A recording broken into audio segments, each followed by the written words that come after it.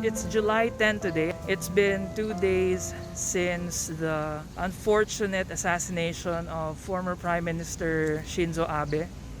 And today, what I'm planning to do is actually go to Yamato Saidaiji Station. That's the train station which is very close to where the assassination of former Prime Minister Abe happened. From what I know, there's already a makeshift memorial in that area where he was shot. So the train that's going to take me to my first stop is arriving in a few minutes, and so I have to go now. See you later.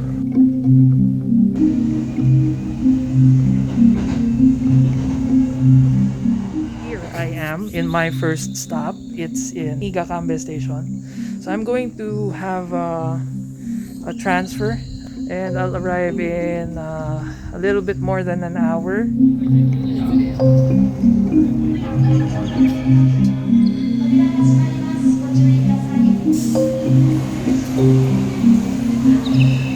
I just got off the train and I'm here in Yamato Saidaiji Station.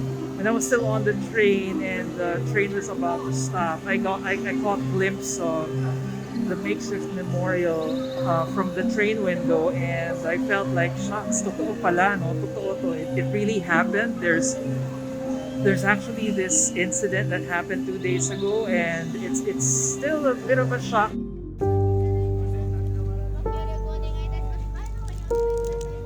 You could feel that the atmosphere in Japan is also a bit gloomy. The Japanese nation is grieving.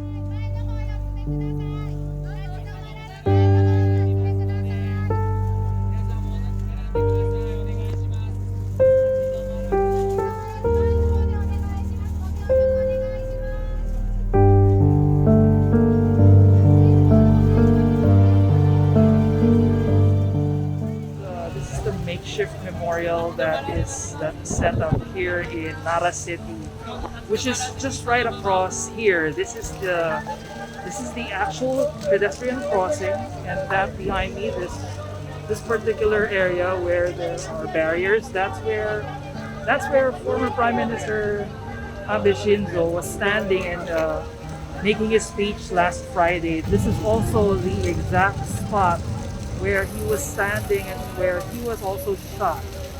So across this pedestrian crossing, many people are coming here and paying their last respects to the former Prime Minister of Japan, the longest serving in their modern political history. Former Prime Minister Abe would have had some enemies along the way. Political enemies, personal enemies, and the gunman who actually shot him, admitted that he had a grudge against the former prime minister.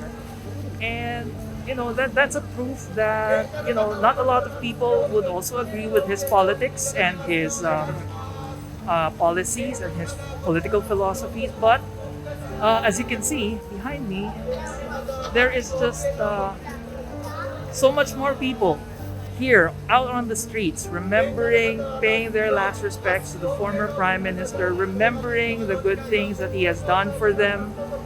Ordinary people, young and old, everybody, just everyone from all walks of life are just here to commemorate, to remember former Prime Minister Shinzo Abe. All across Japan, he's being remembered here. People are saying a short prayer, even here on the side streets. It's just so admirable for the people of Japan to do, just to remember someone who made a difference in their lives.